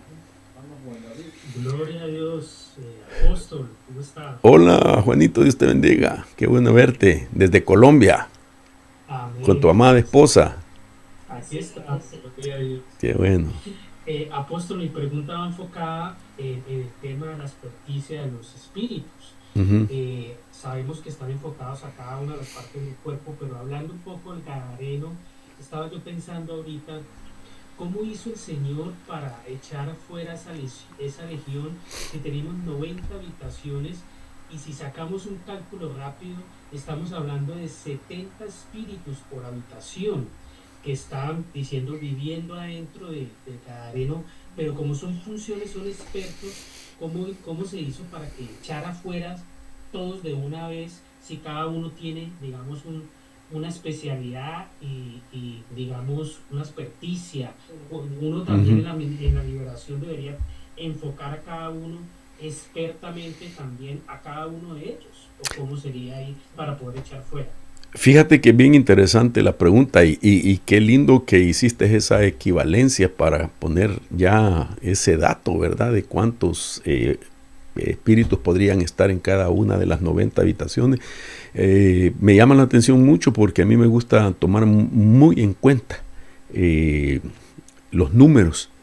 Y entonces ahí el número 70 es un número de cautiverio, en plenitud, ¿verdad? Lo que había ahí. Bueno, creo yo que esto es bien importante lo que voy a decir, pero quiero que se procese de una manera madura y muy espiritual, para que no sea método el que se va a usar. Si vamos a hablar de éxitos en las liberaciones y de ser específico, digamos, con base a la pregunta que tú me hiciste, 6.826 fuera de una sola vez, sin mencionar dónde estaban y especializaciones, aunque no me voy a contradecir por lo que dije. Pero yo creo de que si nosotros logramos identificar por nombre, estamos dando una orden general a la entidad. Jesús, él discernía todo. Él funcionaba en los dones espirituales. Él tenía ese discernimiento. Sin embargo, interrogarlo y decirle cómo te llamas, no es que él no sabía, sino que lo estaba haciendo confesar el rango para que de esa manera él quitarle el derecho porque le había descubierto su rango. Al decirle cómo te llamas, no es cuál es tu nombre, sino la palabra es tu onema. ¿Cuál es tu onema? Y onema quiere decir cuál es tu carácter, cuál es tu función, quién te puso. Y es más, algo que no le di por cuestión del tiempo y que va de acuerdo a la pregunta es esto, te lo voy a poner rapidito. Cuando Jesús le preguntó cómo se llama, entonces es que cada legión tenía un legado. Jesús ya sabía que era una legión que poseía el Gadareno. Como era una legión, Jesús estaba preguntándole el nombre del legado de esa legión. Entonces Jesús fue a quien te autorizó para que estuvieras ahí. Era una práctica común de una autoridad romana preguntar el nombre del legado para saber quién lo había autorizado a estar en esa región y de cuánto era su región. Ok, ¿qué quiere decir esto? Solo alguien con un rango mayor podía preguntar cómo se llama quien te ordenó, cómo se llama el que constituyó esa legión. Nadie podía preguntar, solo alguien con mayor autoridad. Entonces la potestad se tuvo que sujetar cuando nos está interrogando quiénes somos. Entonces desde ese momento se estaban rindiendo a Jesús y Jesús tenía toda la autoridad para en una sola palabra sacar la cadena de operación que estaba, porque había llegado al principado. Nosotros, para no meternos a un terreno sin estar debidamente equipados, yo enseño empezar primero por las huestes, que es el rango inferior, luego subir a las autoridades, luego subir a los gobernantes y por último ir al principado. Porque una hueste, digámoslo en griego, es un pneuma, fanero. Una autoridad son exousias. Un gobernador son cosmocrator. Y un principado es un archi o un arcai. ¿Ok? Entonces, nosotros como tenemos que ir siendo promocionados en unciones, primero si somos efectivos contra las huestes, se nos cambia de nivel y se nos pone a luchar contra autoridades. Si somos efectivos, se nos cambia de nivel y peleamos contra gobernantes. Si somos efectivos, entonces vamos con los principados. Nunca nosotros sin conocer la autoridad que ya hemos alcanzado, podemos ir a pelear contra un principado porque vamos a tener mucha desventaja. En cambio Jesús no. Jesús de una sola vez fue al principado y al ordenarle que saliera él, salió toda su cadena de operación que tenía. Los 6,800, digámoslo así, 25. Y uno era el principado, para completar el 6,826. Amén, Juanito. ¿Te contesté? Gloria a Dios, amado apóstol. Muy bien. Bueno, primeramente Dios, ¿verdad? Estoy tratando de ser lo más breve, pero pues compartiéndoles con todo mi corazón de estas espigas. ¿Seguimos, apóstol? Ok, por favor. Ok, vamos a dar el tiempo a nuestro hermano Camilo Lemos, de Colombia. Amén. Apóstol, buenas tardes. Buenas tardes, mi hermano. Tengo una pregunta que la estaba complementando con la parte anterior. ¿Cómo saber que el liberador tiene esa autoridad que está ministrando para poder enfrentar esos niveles? Porque la persona llega y la llevan a liberación, por ejemplo, en la iglesia, y baja el equipo de liberación y ahí sin especialización o equipamiento comienzan en lo tradicional que uno ve, a decir fuera, salga, esto. ¿Cómo queda uno que esas personas tienen esa autoridad para enfrentarse? Y dos, qué pena dos en una, si en algún libro de los que ustedes ya han escrito está esa parte de las 90 habitaciones y todo para complementar, para comprar. Y gracias. Bueno, mire, realmente como parte de el pacto con Cristo, todos podemos pelear contra huestes. Y eso lo dice la Biblia, ¿verdad? En mi nombre echarán fuera demonios, etc. O sea, pero no todos pueden pelear con otros niveles de entidades. Ahí se requiere entender todo un panorama, ¿verdad? Que vamos a resumirlo. Por ejemplo, yo llamo a las liberaciones de dos maneras. Una es la liberación vulgar. No quiere decir que es mala, sino que es del vulgo, de la masa, de todos los que están ahí. Pero eso es, pueden haber manifestaciones, pero no necesariamente hay un 100% que se llegó a la raíz del problema que había en la persona. Entonces, hay que pasar al otro punto. Para poder llegar a la raíz, tenemos que ministrar primero para saber qué espíritu entró en base al evento de lo que vivió aquella persona y poder quitar los derechos para tener autoridad sobre entidades de mayor poder. Entonces, eso se llama ya una liberación completa, que va acompañada de una administración y de liberación.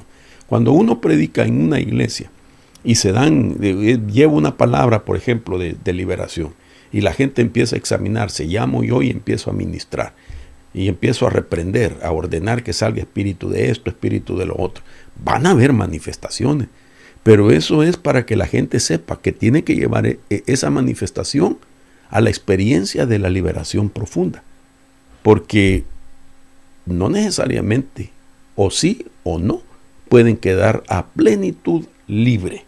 Por eso es que vemos muchos casos que la gente pasa y después de algunos días está haciendo lo mismo, porque no se llegó a la raíz del problema. Entonces la gente debería tuve una manifestación, tiré esto y tiré lo otro, ¿será que ya fue libre? Vaya que lo ministren, vaya a llegar hasta la raíz del problema. Entonces, de eso se trata. Entonces, podríamos nosotros solo estar peleando contra huestes y no necesariamente con otro tipo de entidades que ya son especialistas y que están más arraigados y escondidos en alguna parte del alma o del cuerpo. Amén. Amén, pastor. Gracias. Bien, hermano Joel. ¿Seguimos? ¿Cuántas preguntas van? Tenemos muchas manos levantadas, tenemos preguntas en el chat, entonces llevamos 5 ahorita. leamos algunas de las escritas por favor, ahí en el chat.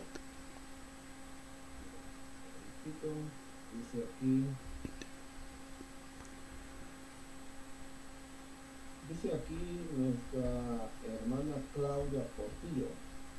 Dice, ¿cómo se obtiene el Espíritu del Padre? ¿Es por secuencia ordenada cronológicamente, porque entiendo el Espíritu humano cuando nacemos, el Espíritu de Cristo cuando aceptamos, el Espíritu Santo cuando somos bautizados y el Espíritu del Padre? Sí, bueno, el ser humano, digamos, Adán y Eva, ellos vivían en una completa comunión con Dios, Padre. Al pecado, pues ellos mueren espiritualmente, que significa se desconectaron de Dios. Y entonces ahora viene el mismo Señor, establece en su palabra que para ir al Padre de nuevo es a través del Hijo. Entonces tiene que venir de primero para recuperar al Padre el Hijo. ¿Ok? Pero después del Hijo tiene que venir el Espíritu Santo. Porque nosotros no podríamos tener al Espíritu Santo si primero no tenemos al Espíritu del Hijo, que es el que puede ayudarnos a contener el dunamis, el poder del Espíritu Santo. Por eso en el Antiguo Testamento miramos nosotros que el Espíritu Santo no moraba en el hombre, sino que solo visitaba, pero no moraba, porque no tenían a Cristo, porque el único que nos lleva al Padre de nuevo es el Hijo. Entonces, y el Espíritu Santo nos va dirigiendo, nos va restaurando, nos va ayudando para que entonces venga el Padre. El Padre era el que estaba antes que viniera el Hijo y el Espíritu Santo. El Padre fue el primero que se perdió por el pecado del hombre. Ahora Él envía al Hijo como el único intercesor que hace que nos lleve al Padre. Entonces ahora el orden es, tiene que venir el Hijo, luego el Espíritu Santo y luego el Padre, que ya lo tenemos. Amén. Amén. También vamos a dar el tiempo al pastor Neftalí. Amén. Amén. Apóstol, ¿me escucha, verdad? Sí, hermano. Amén. Bueno, ahora ya con todas las preguntas que hicieron, ya me surgieron muchas más preguntas, pero intentaré ser preciso en esto. Pero antes de eso quería yo mencionar, apóstol, que me corrige usted, el nombre de Yahweh en la gematría da un número de 26. ¿Verdad? Me llama mucho la atención porque tendrá alguna relación, por lo que miro, obviamente el 26 es muy importante. Entonces, ¿tendrá alguna importancia mayor todavía el por qué Pablo está puntualizando la fornicación? ¿Será que uno de los problemas mayores y más grandes es lo sexual en la humanidad? Sí, porque nosotros vemos que el problema de la relación ilícita es la manera que utiliza el enemigo para poder propagar la contaminación de un lado a otro.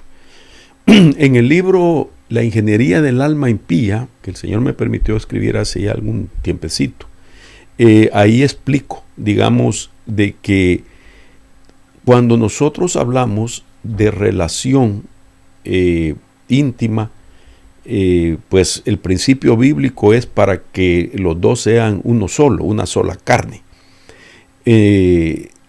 Y que haya como una especie de retroalimentación. No solamente es para multiplicarnos, médicamente existe la explicación de cómo se retroalimenta cuando se une el esposo con su esposa. Ok, entonces Satanás sabe de que en una relación de intimidad, con todo respeto voy a decir, hay un despojarse del cuerpo a través de sustancias químicas, y que su cónyuge también a la misma vez. Eso significa que hay un intercambio. Uno se desvacía para llenarse de lo otro y así viceversa. Ok, entonces, en la relación ilícita, el enemigo utiliza la fornicación para los espíritus inmundos que están en el hombre se despoje y entren en la persona, la mujer, en la misma medida que ella también se desvacía de espíritus. Entonces, el término correcto no sería relación sexual, sino que sería intercambio. Lo que está en el hombre, toda la contaminación que tiene, va a llenar los vacíos que a la misma vez la mujer tiene cuando le transfiere también al hombre. Entonces la relación ilícita sexual es intercambio de lo que estoy contaminado, de espíritus. Entonces, ¿quién va a prevalecer más? Los espíritus que eran más dominantes en uno en el otro. Si la mujer estaba más contaminada por relaciones pasadas, entonces contamina al hombre. Y puede un hombre estar bajo la influencia de un espíritu jezabélico y convertirlo en Acab. Pero si el hombre es el dominante con las contaminaciones que tiene, entonces la mujer viene a sumergirse en el mundo de aquel hombre. Entonces, eso es el problema. Entonces, sí tiene razón la pregunta, porque dice Pablo de que el que fornica destruye su cuerpo. Está destruyendo su templo porque está dejando profanarse a través de esas relaciones íntimas. Nosotros enseñamos que cuando se trata, digamos, de quejas de un adulterio, por lo menos decirlo así, pues uno es el que se descubrió, ¿verdad? Primero, y dice, sorprendí a mi cónyuge en un acto ilícito, una relación ilícita, ok, entonces, y separadamente, quien está poniendo esa denuncia, digámoslo, esa queja, se le tiene que preguntar si es el hombre el que está denunciando a su mujer. Tenemos que ir con el hombre aparte y preguntarle, ok, ¿cuándo sucedió esto? Hace 3 meses, ok. Antes de esos 3 meses tú no cometiste ninguna relación ilícita. Y entonces al principio te dice, no, ¿cómo va a creer usted eso? Delante del Espíritu Santo. Necesito eso para saber realmente de qué liberar. En algunos casos dice sí, pero ella no lo sabe. Entonces tú contaminaste a tu mujer con el adulterio. Entonces quien comete el pecado de fornicación primero o de adulterio primero puede contaminar al otro, y aunque el otro no sepa nada. Sin embargo, ese espíritu con la que contamina al inocente va a empezar a tener batallas, luchas. Van a empezar, el enemigo es tan astuto que le va a poner tentaciones, escenarios, y la va a empezar a reducir hasta que la haga. Ya no se diga si ella descubre, lo va a hacer por un espíritu de venganza, pero la contaminación ya está ahí. En otras palabras, le puso el receptor de adulterio y lo deja latente para cuando venga una tentación se lo activa.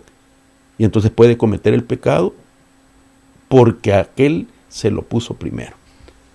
Entonces, ese es el intercambio. Y por eso la pregunta tiene que ver con esto. Amén. Bueno, espero que contesté bien, ¿verdad? Sí. Gracias, hermano. Apóstol, esa era mi pregunta. Bueno, lo que quería yo mirar, porque el número 26. Sin embargo, mi pregunta en esto es, cuando ahora hizo usted hincapié a lo que quiero preguntar, cuando ya ha habido un adulterio, alguna fornicación, y se va a ministrar, se va a liberar esa persona, tiene que ministrarse a la otra persona también que no lo sabía, que no lo sabe, se tiene que ministrar bueno, ¿cómo se sí, en ese caso? amén, interesante la pregunta.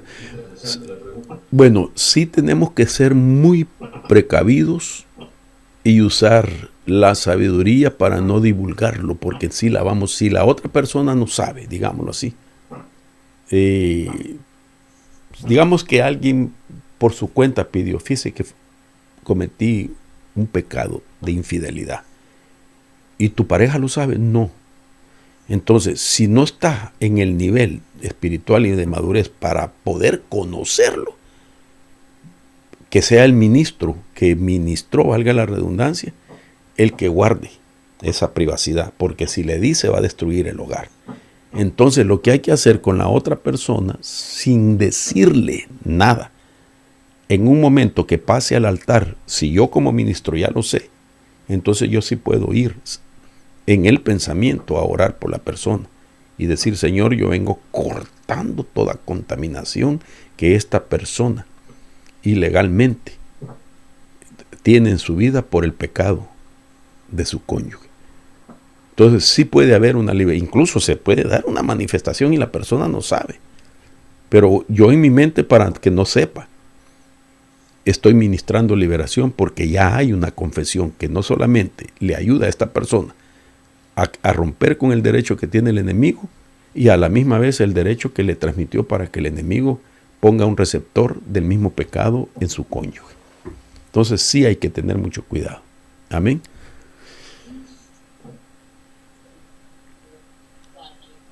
Amén. Tenemos, por favor, recordamos que tienen que pagar sus micrófonos, amados hermanos.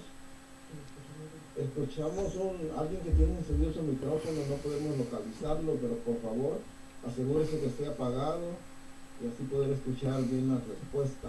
Apóstol, sí. ¿pedimos una más o...? Sí, una más, por favor. Y ahí les va a llegar el examen, ¿verdad? En base al estudio de hoy.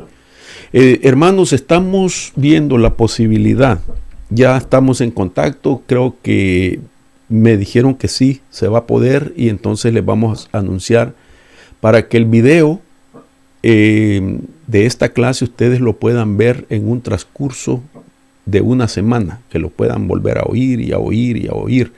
Se les va a dar un código especial donde ustedes van a hacerlo en su momento, que no va a ser público el video, solamente para los estudiantes, y creo que no se va a poder descargar, van a tener que dedicarle tiempo para estudiar de nuevo, para que después ustedes, cuando su autoevaluación la tengan que hacer, pues verdad, estén también más alimentados con la enseñanza. Entonces esto lo vamos a notificar en esta semana. Entonces va a estar colgado en una de las plataformas del canal de YouTube en privado, donde ustedes van a poder ir, volver a oír la enseñanza, hacer nuevos apuntes, para cuando les llegue la tarea, ustedes ya oyeron por lo menos unas 2 veces la enseñanza. Pero se lo vamos a estar confirmando esta semana. Amén. Si no le gusta, pues dígame que no, que ya es suficiente la clase de hoy. Amén. Amén, apóstol, gracias. Amén. Ok. Entonces creo que dejamos hasta acá, ¿verdad, Joelito? Ok. Vaya, mis hermanos, que Dios los bendiga. Casi abarcamos 2 horas entre enseñanza, pregunta, y vamos a continuar. La próxima semana, la próxima clase, entonces ya sería mayo 3, ¿verdad? Ya sería mayo 3, el primer sábado del mes. Y ya retomamos el horario que habíamos dejado. Recuerde que dijimos que iba a ser cada primer sábado de mes, ¿verdad? Que solo por estas 2 clases hicimos una diferencia por cuestiones todavía que nos hacían falta organizar para poder tener listo todo para el inicio de la escuela. Pero a partir de hoy vamos a tratar de mantenernos cada primer sábado del mes para que usted lo ponga en su calendario.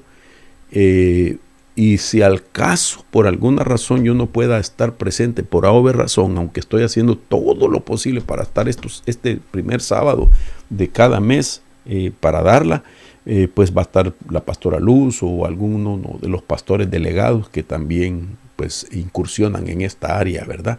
Y que yo les pueda confiar la enseñanza para que sea trasladada. Pero cada primer sábado del mes, por favor, haga ese esfuerzo para no perderse las clases. Recuerde que estamos considerando el puntaje de las respuestas correctas, su asistencia para poderle dar el reconocimiento al final de la escuela. Nosotros en las clases anteriores tuvimos gente que tal vez solamente participaba en cada trimestre, por decir así, o semestre, 2 veces, y lo demás se las perdía. Y cuando hicimos cuenta, tenía en el transcurso de 1 año y medio, solo había asistido a 4 clases y quería el reconocimiento. No se lo pudimos dar, porque por eso estamos diciendo su asistencia y su puntaje, ¿verdad? Porque yo quiero bendecirlos también, pero quiero ver también que usted está invirtiendo en su propia vida, para que Dios pueda usarlo y glorificar su nombre a través de su propia vida. Amén y amén. Que Dios les bendiga, que Dios los guarde. Bendiciones, bendiciones, bendiciones. Amén, amén, amén. Bendiciones.